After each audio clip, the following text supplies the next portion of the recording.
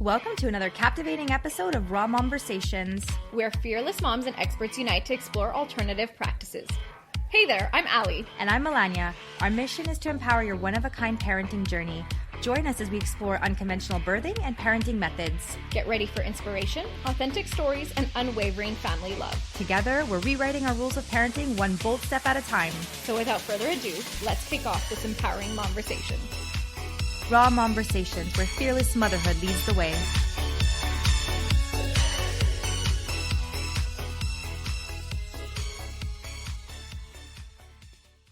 Today, we had the pleasure of interviewing a seasoned osteopath, Anne-Marie.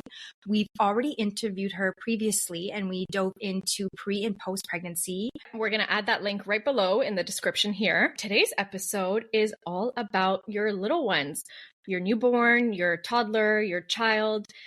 If your child suffers from digestion, flat head syndrome, colics, reflux, truly any discomfort at all, osteopathy is such a magical solution, and we are so lucky to have this podcast out. And hopefully it will help you mamas who have any type of hesitation towards this specific practice.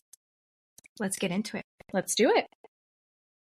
So we'd like to welcome back Anne-Marie, a seasoned osteopath. We practiced this in the last episode. Osteopathy. And today we're delving into it more specifically with newborns, infants, and toddlers. And this is how I got introduced to Anne-Marie. It was through Allie, funny enough. And my son was born. We spent a week in the NICU. So unfortunately, I went prepped into it hoping I was going to be able to breastfeed, and it was just not the case. So I had to supplement with formula. And later on, we discovered that he had colic, and he was born two and a half weeks early. So I'm sure that played a little part in it. But the only thing that was recommended to me at the time was to switch to a formula that he would be a little bit easier to digest. And it was prescribed to me. I don't think it was helpful in the situation. I had a CLSC nurse who came, and she was amazing. I think that's so amazing that they come to your home and they see you. And she pointed out to me, which is something I had no idea, but to really pay attention to poop. Sorry to say it. And she was very concerned about the mucus that was coming. My pediatrician wasn't, and again, just recommended the formula for me. And it was Ali who recommended this approach to come and see you to help with his colic.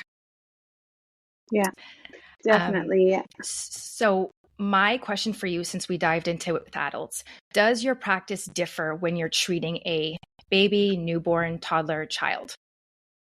So it definitely differs in the sense that we're dealing with a tiny body now, right? So everything's even gentler, everything looks different, but the practice remains the same, right? The techniques are the same, they're just much smaller. Babies and infants are awesome to treat because they don't move. They don't. Well, what do you mean at the beginning, they don't move. Do you not remember when Marcus? They're newborns? Oh, you should have seen Isabella as a toddler. Forget it. Yeah, Isabella, I was running around the room with her, but yeah, when they start moving, it gets a little bit more tricky. But when they're babies, when they're newborns, they're not moving, so that's good. So the techniques end up really being the same. The only thing that's really awesome about babies and kids is that they're not overthinking what we're doing. So a lot of time I feel like there's a little bit of a mental block when it comes to adults because they're, like I said, they're like, why aren't you touching my shoulder? That's where it hurts. And they're kind of playing against themselves. Whereas kids, whether or not it's their shoulder or their stomach or whatever it may be, they're not questioning it. I'm just kind of going with them. And in their little minds, they're like, oh, that feels good. Okay. Oh, that feels good. I'll go there. They're kind of playing with me, and we're getting there much faster. So the techniques are the same. They're just much easier clients sometimes. Wow. How can you tell a child's, pain or discomfort without them being able to communicate that to you? Like, are you able to feel, how do you, or by their reactions, how do you figure that out? So I feel like that's usually the biggest concern of parents when they come see me, right? They're like, how do we know if the baby's reacting well, if they're liking this, if they're hating it, if they're hurting? Because you can't really see the pressure that I'm applying. So of course, I reassure everyone that I'm not hurting their baby. I'm doing everything for their baby. But with the nonverbal communication, you can tell so much, right? Like if it's just like a little whimper, of like, who is this new person? And that's okay. But if it escalates and becomes like a really big cry, then of course we stop and we comfort and we take our time with babies. Babies can often, they talk to us a lot more than we think they do, I find. And you see it a lot through treatments. Let's say they come in and they have a neck pain and they can't turn their head fully one side. The second eyes start putting pressure, you can kind of see them falling into the movement that they want to do, which is really beautiful. And it really it's more than words could ever tell me, right? Because that's what we're looking for. I'm looking for their body cues to tell me that I'm doing the right thing. So it's very subtle, but they are communicating with me. I still get that feedback that I need from them. And then of course, by the end of the session, we have results.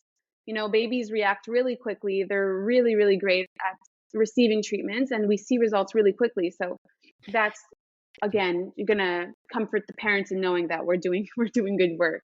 Which is so interesting, because I feel like sometimes you go to things and they'll be like, okay, you'll have to come and see me 3 times. But really, your goal is to treat it as quickly as possible. Of course. I mean, I think that should be everybody's goal, right? We're trying to fix people as quickly as possible in this type of work, because we want people to feel better, of course. I can never sometimes parents call me and they ask, is my baby has this or has this, how many sessions? And it's never an answer I'm able to give, because we go at your baby's rhythm. We see what they need. We see where they're at developmentally, right? So we can never assure that it's going to be gone in one session. And that's kind of what's really tough for us, because sometimes it is. So sometimes parents come and they're like, oh, my friend, Julie, you fixed her son in one session. And I'm like, okay, well, that was his case. Maybe it's not yours. Maybe it is. But we kind of really need to go at the baby's rhythm. A lot of time with babies too, there's a lot of exercises and work that the parents have to do at home, right? Because we're only with them for 30, 45 minutes max. So we really need the support from the parents so that everything kind of continues to go well at home. And in your practice, what type of conditions or issues do you typically treat, or have you seen, or is it just an array of? With little ones? Yeah. So with babies, we see a lot of problems that come back, right? So we have the what's it called? The flathead syndrome, right? So I'm sure you guys have seen that, and little babies that end up with their little helmets, which is totally fine, if that's what it gets to. But we try to prevent. So as soon as parents notice that their babies have a preference, which is always going to be the case, they're always going to have one preferred side. But the problem is when they're not turning their head to the other side, right? So we help a lot with the neck tension, with all of that type of stuff, to prevent the flathead. We see a lot of babies for digestive issues too. So a lot of constipation. That's definitely a big one. Colic, of course, is another one, right? So we're going to be looking at the jaw, about the shoulders, the back, everything, to try to figure out why this baby is so uncomfortable. Reflux is another really big one. So we're going to be working with a lot of babies on reflux and, the proper latch. Sometimes that's what the reflux is coming from. What else do we do? I think those are probably the most common when it comes to newborns. And then when it comes to toddlers and infants, then we're dealing with everything. I just remember, and I have to point this out, personal story, but I remember I came to see you and Marcus had a digestive issue. And I remember taking a video of him and his, when he would be pooping prior to coming to see you. And then I took a video right after he saw you, and just the comfort that he had going felt like such a relief. And just to see the initial change in him, and then it doesn't have to be difficult for newborns, was so nice. Yeah. Yeah, for sure. There's a lot of support missing, I think. Even though, we get some support from the CLSC nurse that comes over, I feel like there should be courses and courses on, what to do when you go home with this little thing. 100%. Like how to help with constipation, other than all the Instagram reels that we watch now. Right. There should be a little bit more help when it comes to that. But that's what we're here for. And during the session, we give you so much information, so many exercises, so many ways to deal with all these discomforts at home. so that hopefully you don't have to come back. But of course, we'd love it if you do, but I try to really set up moms and parents with techniques that they can implement at home. And you, as a new mom and an osteo, did you find yourself treating your daughter? I did. You know what? She came out, she was a really long baby. She was 62 centimeters. So she Wow. was super long. And what I find is, even in my practice beforehand, when we have long babies, they often end up being quite squished in there, right? Mm, So their necks always end up in a certain position. And often at the end of pregnancy, they don't move as much because there's not enough room. So when she came out, she did have a little bit of a preference. So I treated her neck right away incredible. and got rid of that. And at the beginning, she had a lot of trouble with her digestion. So we worked on that. So that was really that was useful for me, right? It was a No little kidding. hack I had. Yeah. So, Anne-Marie, for parents who might be open to this or any reluctant parents, how do you prep them to come to an appointment with you? So usually when it comes to baby appointments or toddler appointments, any kid appointments, I usually call the parents when I see that they've booked to kind of reassure them already, because I already know that there's some fear in coming. Mm-hmm. So we chat on the phone and I make sure to tell them how gentle it is. And I try to prepare them to come with any toys that the kids might love, any snacks maybe to keep them busy, right? Because we want it to go as smoothly as possible. So if parents show up with nothing, I mean, I've got a few things like at the clinic, but if you bring your favorite toys, like that really, really helps the treatment go smoothly. Of course, when it comes to kids, sometimes they're a little bit scared of the doctor look. So I make sure to take off my white robe. So we kind of ease them that way as well. And I make sure to tell parents to not tell their kids that they're going to see a doctor, right? Because Yes. sometimes they can be really terrified. So just little tips and tricks like that. Loaded up with like Isabel's favorite snacks. And she was crawling at this point, and poor Anne-Marie was just chasing Isabel around the room. So didn't feel guilty or worry about, climbing off the table and, playing with their toy. You expect that. You're ready for that. You know how to handle that. Of course. Yeah. If we make it feel like a play session for the kid, it's even better, right? Because they'll want to come back. And they don't realize it. Yeah. They don't realize what's going on. It's a little bit harder for me, but that's all right. Yeah.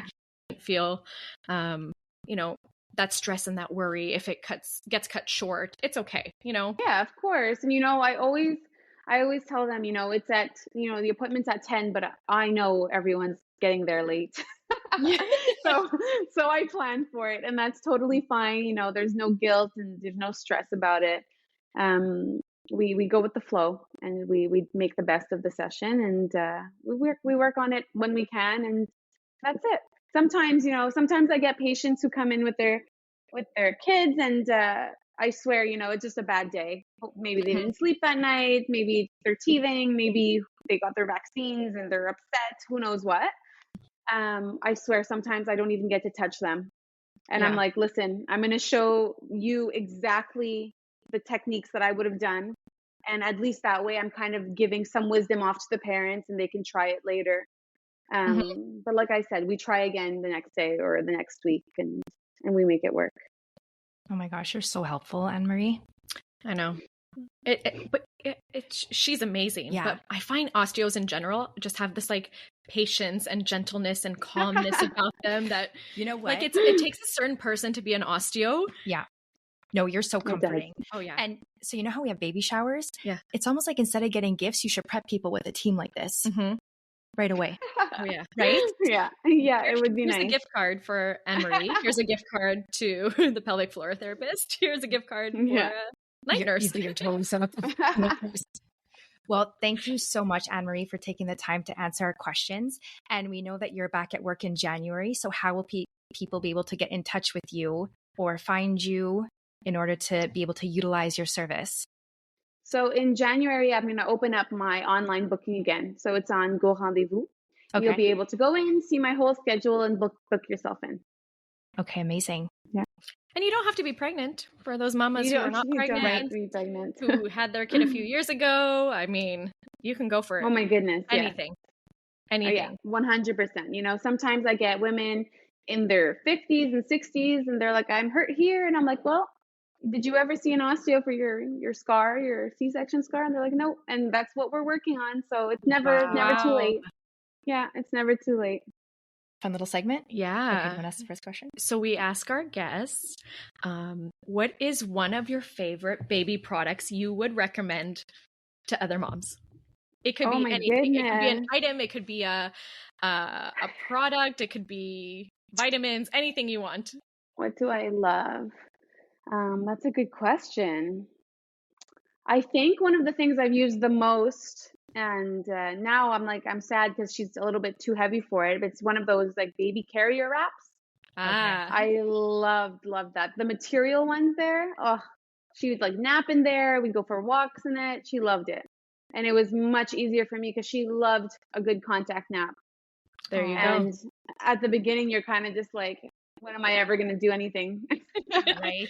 You can get things Although done you when they're love strapped. it. Yep. Yeah. So I love that. And yeah, I think that's my top pick.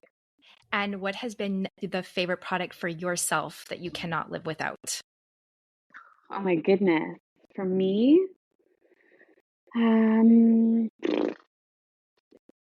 I can't even think of anything. I haven't thought of myself in so long. Right. I know. Right. Is there anything that's been supportive for you during these 4 months? Oh my goodness. I just like all I can think of is like my husband. Like Eddie's been so supportive. That's the first thing that Oh, comes that's to mind. sweet. I restarted hot yoga actually, and that's been amazing. And I do that once a week. So when she's sleeping, Eddie stays with her and I go there. Does that count? Yeah, no, Yes. 100%. 100%. We said product, but it could be person. Oh yeah, product, person, or therapy. Yeah. Yeah. Okay, well, thank you so much, Anne-Marie. This has been so insightful and Thank you. informative. We Thank really you. appreciate it. And Good, I'm glad. we did another segment with Anne-Marie for those who haven't got a chance to listen to it. It's the one about osteo within your pregnancy and postpartum. So check that one out if you haven't. Yeah. All right. This has been Raw Amazing. Conversations. Yes, it's always raw and real. And There you relatable. go. And relatable. Thank you, Anne-Marie. And Thank I'll be you seeing you guys. soon. Bye. Bye. Bye.